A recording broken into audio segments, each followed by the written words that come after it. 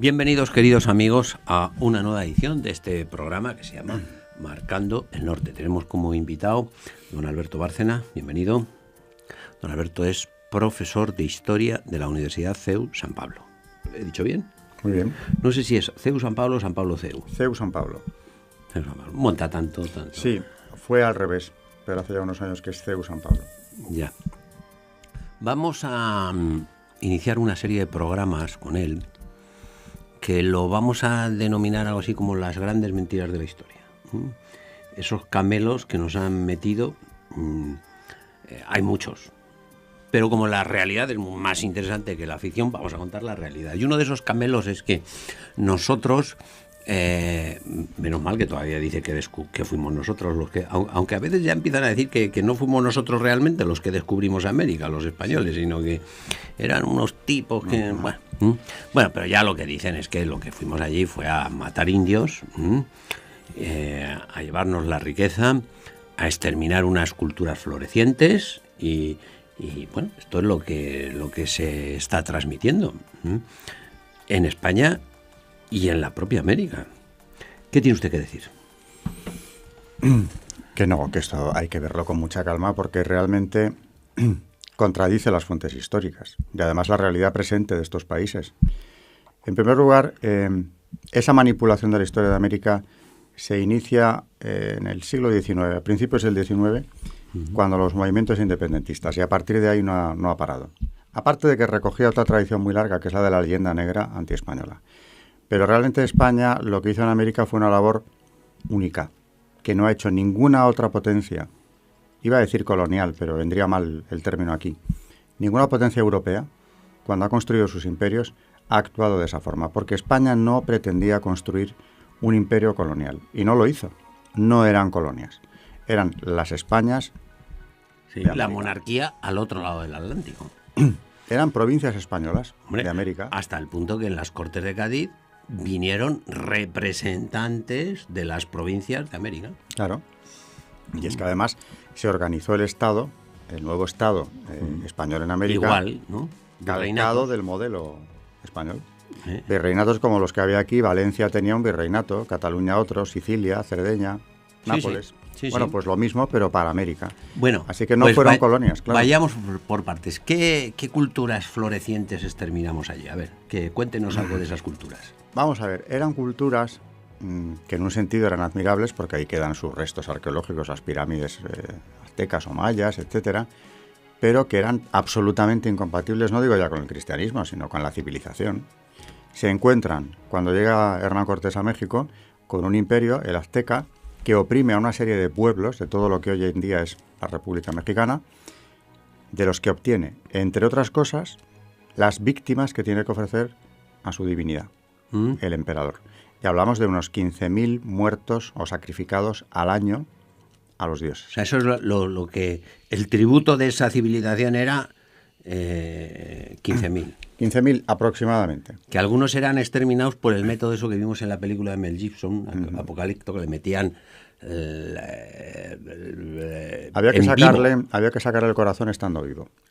Porque no, en muerto era mucha consideración con la víctima. Tenía que ser así. Y luego el corazón y otras partes del cuerpo se arrojaban desde lo alto de la pirámide a los que habían asistido a la ceremonia para que se llevaran los trozos. O sea que aquello era algo una escalofriante. Casquería de mala... Cuando Hernán Cortés llega a México, a la capital, ¿no? O lo que es hoy en día la capital de México, y con el emperador Moctezuma sube a la pirámide más alta y entra en una cámara que encuentra cubierta de costras de sangre humana y de ídolos que estaban dentro. Con un bastón empieza a deshacer los ídolos. Ante el estupor y el horror, claro, del emperador mexicano, que considera que son sus divinidades a las que está golpeando. Y le dice, estoy destruyendo a todos los demonios que veneráis aquí. Y no le faltaba razón, porque al ver aquello dice, vamos a ver, una religión que está basada en esta barbaridad, en que tienen que sacrificarles a estos dioses toda esta cantidad de seres humanos con estos procedimientos, bueno, por el que fuera, pero además con esta crueldad, esto tiene que ser una cosa del demonio, pues esto, ¿no? en América sobre todo se cuenta poco, porque si le dijeran a los chavalitos, y sobre todo a las chavalitas, porque eran vírgenes las que más les gustaban para los sacrificios humanos. Oye, aquí vamos a restaurar una cultura milenaria y floreciente, y 15.000 de vosotras os vamos a dar pa'l pelo, ¿no? Es que ahora en ese movimiento... Eso no se cuenta. No, claro. En el movimiento Os vamos a sacar el corazón, las entrañas. De eso es mejor no acordarse, porque si lo que están tratando es de recuperar religiones precolombinas, es decir, antes de la llegada de los españoles, oye, pues claro, como se pongan a contar bien lo que fue aquello, pues evidentemente se va a apuntar poca gente. Y los jóvenes estos que subían a la montaña y los dejaban en una cueva encerrados para que se murieran vivos ahí, que ahora han aparecido. Y las vírgenes arrojadas a los pozos, aparte de los corazones. ¿Cómo? Vírgenes arrojadas a los pozos.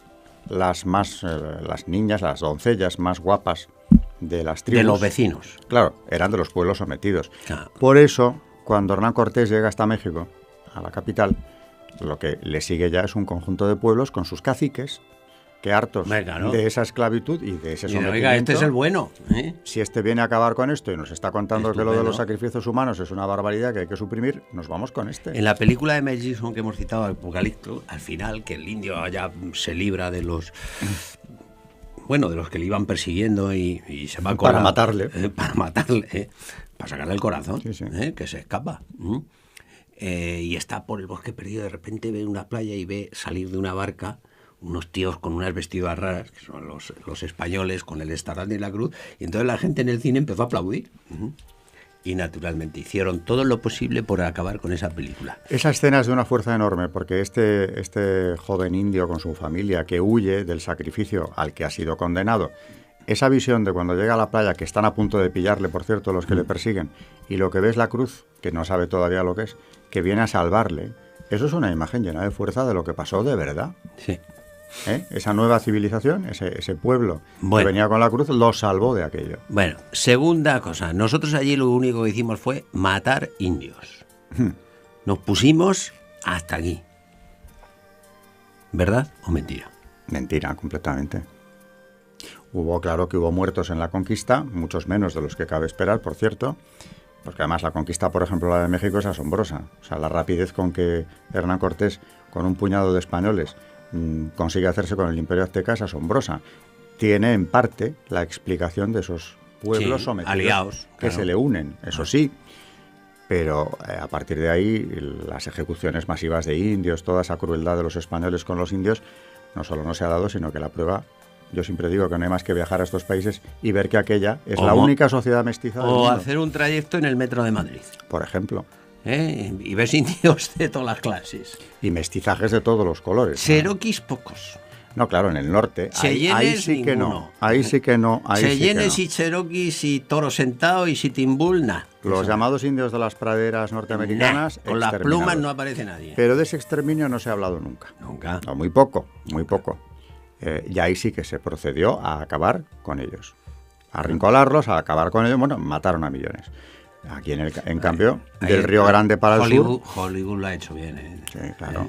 Desde Centauros del Desierto, que los indios son malos, malísimos y tal, ya... Luego cambiaron un poco el chip en las películas del oeste, pero vamos, eso vino más tarde. Vámonos al sur, que es lo nuestro. Bueno, aunque el norte también, ¿eh? Nosotros en España hemos tenido soberanía nacional mucho más tiempo que los propios Estados Unidos tienen sobre ahora. Bueno, claro. Todos esos estados que llevan nombres españoles del actual Estados Unidos eran territorios que dependían de la Nueva España, que era el Virreinato de México. Bien.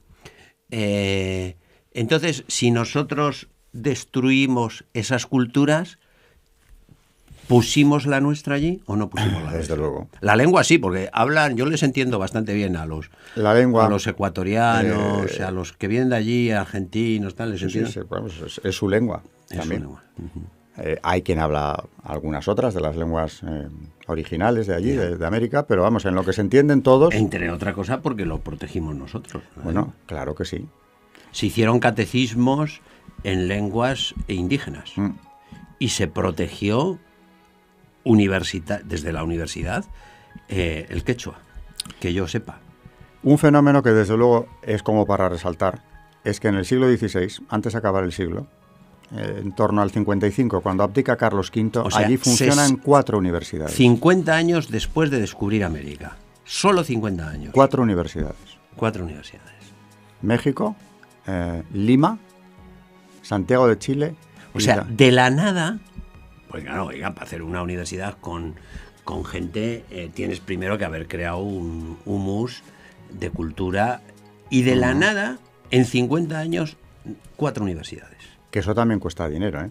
Porque cuando hablan del expolio de las riquezas del Nuevo Mundo, yo siempre digo, cuidado, que lo que allí se invirtió, y aparte de las universidades, todo lo que ha quedado Como de patrimonio dinero histórico... y cabezas. Claro. Y cabezas, porque claro, para montar una universidad ya te pueden dar todo el oro del mundo. Pero yo iba ahora a esta cuestión del oro de América, etcétera. Bueno, venga, vamos por el oro. Que también, mantener estas administraciones, levantar lo que levantó España allí, esos conjuntos que son hoy patrimonio de la humanidad, como es el maravilloso Quito, de la época española, todo él, por supuesto, la parte que es patrimonio de la humanidad, todo eso no se hizo en el norte. Vaya usted a buscar semejantes patrimonios de la humanidad, ni catedrales, ni nada de lo que hay en la América que fue española. Eso no se dio. Porque la idea de España era hacer una extensión de sí misma allí. Ya. Y se invirtió mucho y se hizo muy bien. Yo siempre digo eso, 4 universidades, como dice usted. Una de ellas, por cierto, en la de Lima, había una cátedra de quechua que se estableció ya en el siglo XVI para que no se pierda y además se depure la lengua de los nativos que la hablaban. Así que, ¿en qué recuerda eso a lo que se estaba haciendo en el norte? Una verdadera colonización, lo que hacían los anglosajones, es decir, llevarse los recursos, explotar a los indígenas y nada más. En principio era eso. Ya. En el América Española no. Ya. Bueno, vamos a ver, otra de las cosas. Bueno, allí, además de matar indios, los que iban allí se forraban cometiendo todo tipo de tropelías. Que yo no digo que hubiera alguno que no las cometiera, pues claro, pero sí se cometen ahora.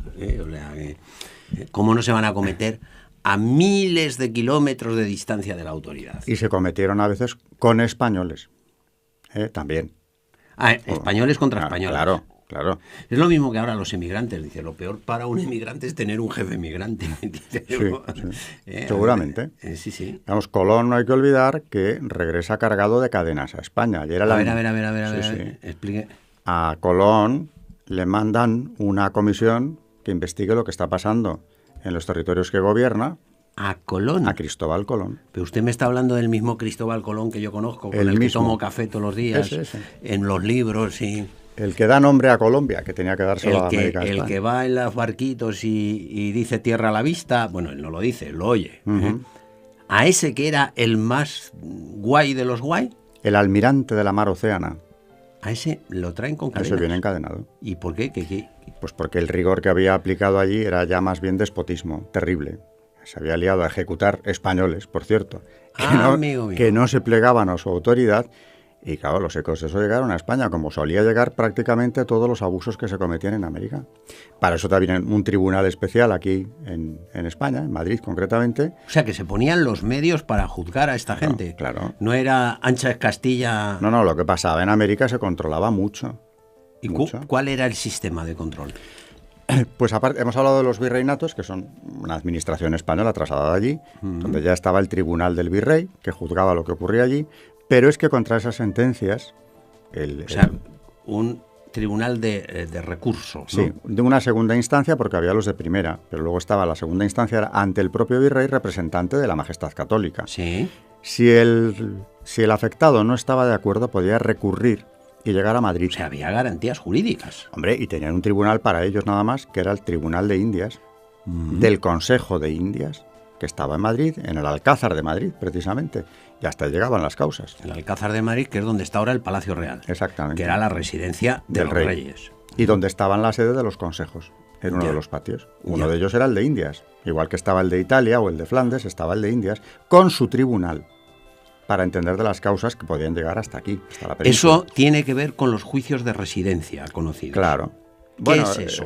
Eso se hacía por sistema. No se iniciaban con una denuncia, ¿no? Explíquemelo, porque me habla usted antes a mí de entrar aquí de los juicios de... Tengo que hablar de los juicios de residencia, y como no los saca usted... Pues eso es pero importantísimo. Yo no sé qué son los juicios de residencia. Eso era el proceso al que se veía sometido todo funcionario español a su regreso, y a veces incluso antes de volver. en el que tenía que justificar todos los ingresos o el patrimonio que tenía acabada su gestión. A ver, explíqueme. Es decir, destinaban, incluso a un virrey, que también estaba sometido al juicio de residencia, le destinaban al virreinato de la Nueva España, por ejemplo, México. Muy bien, pues el juicio de residencia era ver, ¿usted con qué llegó allí? ¿Qué tenía? Como patrimonio suyo. ¿Qué le ha dado la corona en estos años? Porque de ahí salían todos los gastos.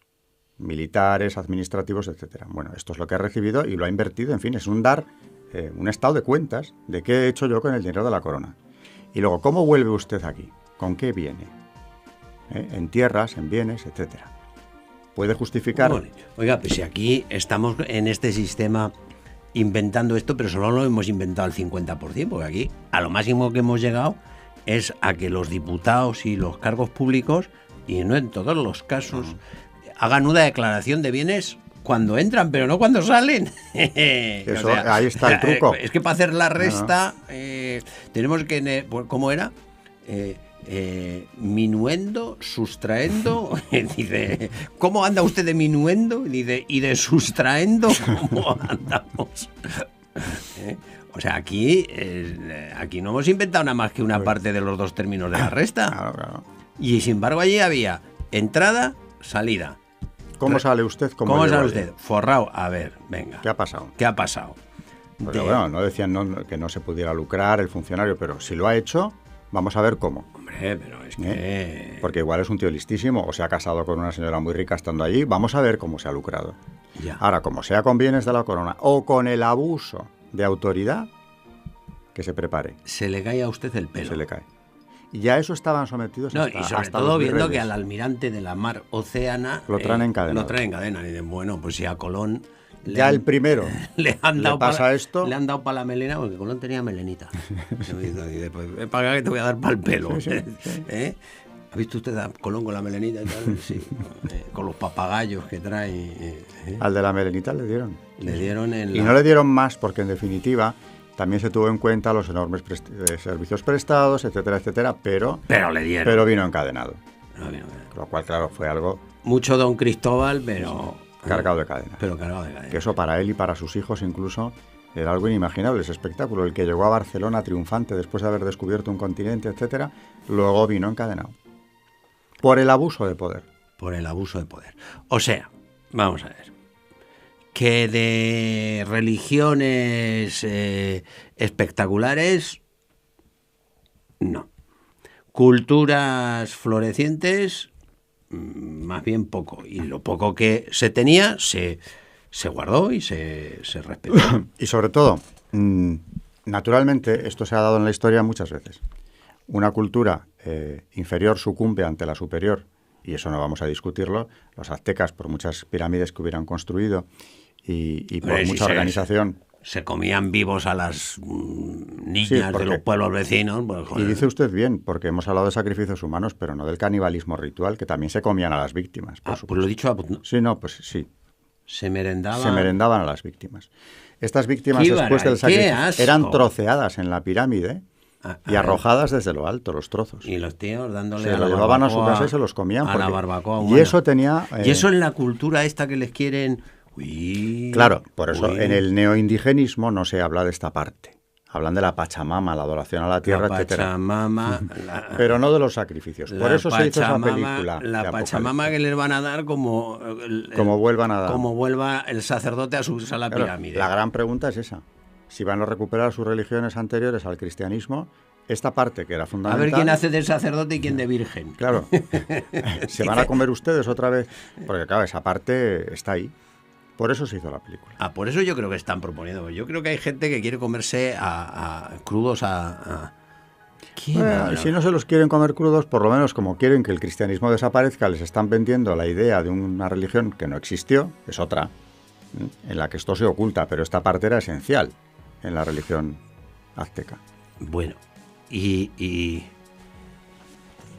entonces si allí había universidades...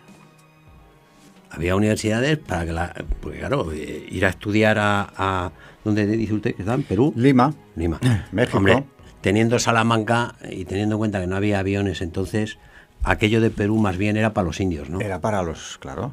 para los habitantes del Nuevo Mundo, indios y españoles. Claro. ¿Y salieron figuras de allí? ¿O? Sí, bueno, ya lo creo. Hay una cultura floreciente en los virreinatos que empieza a decaer en cuanto se independizan, por cierto.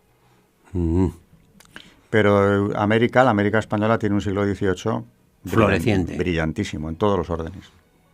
No hay cómo ponerle a estudiar a la gente. Claro. ¿Qué es lo que hicieron con los indios? Con los indios, aparte de, como decía antes, crear una sociedad mestiza, que no se ha hecho en ningún otro sitio. Esa es otra. Yo siempre invito a todo, cuando sale este tema, a cualquiera que nos oiga, a ir al Museo de América de Madrid y ver lo que llaman cuadros de las castas. Las castas son los cruces de razas que se produjeron en América ad infinitum, porque estaba todo estudiado. Hijo de negro y blanco. Los españoles no teníamos ningún prejuicio. Ningún prejuicio. No ya en hacer amantes de los españoles a las mujeres indígenas o a las esclavas africanas, no, casarse con ellas. Hombre, es que eso fue una de las cosas de Isabel la Católica. Dice, aquí, el que se va con la India, si va más lejos de lo normal, se casa con la India, O sea, claro. Cuidadín, O sea, aquí todo lo que sea pasar de hacer manitas acaba en matrimonio. Y claro, hubo concubinato, pero no menos que aquí en España, Claro.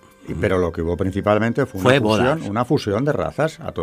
En esos cuadros de las castas se ve muy bien, el pintor lo representa muy bien, ingenuamente, pero con claridad, pues al señor español o no, porque a veces el que es negro o indio es el marido. Y la mujer es la blanca. Que es de Cuenca. Pues una Cuenca o una criolla españolísima. De Cuenca que acababa allí. Hija de unos padres o abuelos de Cuenca. Y se casa con un negro. Y se casa con un negro. O con un indio, o con un mestizo, o con un lobo. Se llamaba también, era uno de los Un lobo. Lobo era la mezcla de mulato y indio. Tenía las tres razas. Es la mezcla. Ya me pierdo. Si no me equivoco. Ya me pierdo. Un mulato que es blanco y negro, hijo de blanco y de negra, o al revés, se casa con una india. Eso es lo que pasa porque el cristianismo, como solo reconoce que hay una única raza, que es la de los hijos de Dios, pues ya está. Pues nos da lo mismo india que mulata. Cuando hablan de castas, no son castas, son los cruces de raza que se dieron en América, y se dieron todos. Pues el mestizaje, mira. El mestizaje. Y esa es la única sociedad mestiza realmente que existe a gran escala en el mundo. Y no es de ahora. Ese mestizaje se dio desde el principio hasta la fecha. Inglés con chinos, cuando estuvieron en chino... Bien poco. Bien poco, ¿no? O sea... Vamos, muy marginal. Y con los indios, pues para abanicarles. Pues vaya usted a la India, a ver cuánto mestizaje encuentra. Vamos. Bueno. O a cualquier otra colonia de los grandes imperios europeos. A ver dónde está el mestizaje. Nada más que en la América española. Oiga, pues es mucho más interesante esta historia que usted me cuenta que la de los españoles que mataban. Esta es la verdadera, sobre todo. Es la verdadera. Hay que ver el interés que se tomaban los reyes concretamente en lo que pasaba en América. Por ejemplo, ya los católicos que ha mencionado usted, Isabel la Católica, consigue sacar adelante un privilegio real que es el patronato regio. Que no era aquello de nombrar obispos, derecho de presentación que también tenían, sino que la corona se ocupaba de nombrar a los párrocos. Imagínese lo que es América. O sea, llegábamos hasta ese... Al párroco. Y eso ya no lo haces para tener poder o no. Eso lo haces cuando tienes un interés misional. Y la reina dice, tenemos que ver... Cuidadín a quién nombramos de párroco. A ver quién va de párroco. A una parroquia que se acababa de abrir en la Patagonia. En la Patagonia. A ver quién va de párroco. Que vaya usted a saber si llovía allí o hacía sol. A ver qué pasaba y qué población era aquella, si no se iban también a comer al misionero que llegase. Claro. Porque muchos fueron mártires, evidentemente, ¿no? Y el párroco de cualquier parroquia de la América española pasaba por el control de la corona. Porque estaban pensando en el indio. En misioneros. O sea, los buenos misioneros, los que no lo sean, no tienen cabida en América hoy por hoy. Eso, que se queden aquí. Que se queden aquí y ya veremos qué hacen. Pero América no va a cualquier cura. No, es que claro, es que dejarle suelto a un señor a kilómetros sin que tenga garantías. Claro. Pues qué bien. Eso se hizo también. ¿No? Muy interesante todo lo que nos ha contado, hasta el punto de que queda usted autorizado para venir a más programas a desmontarnos estas mentirotas tan gordas, porque lo que nos cuenta de la realidad es mucho más interesante que la leyenda esta. Y es necesario desmontarlo, sí. Bueno, pues no sabe cuánto le agradezco esta contribución y cuánto les agradezco a todos ustedes, queridos amigos, que hayan estado con nosotros en un programa más, y decirles que mañana mismo, sin falta, nos pondremos a trabajar para ofrecerles dentro de unos días una nueva edición de este programa que se llama Marcando el Norte.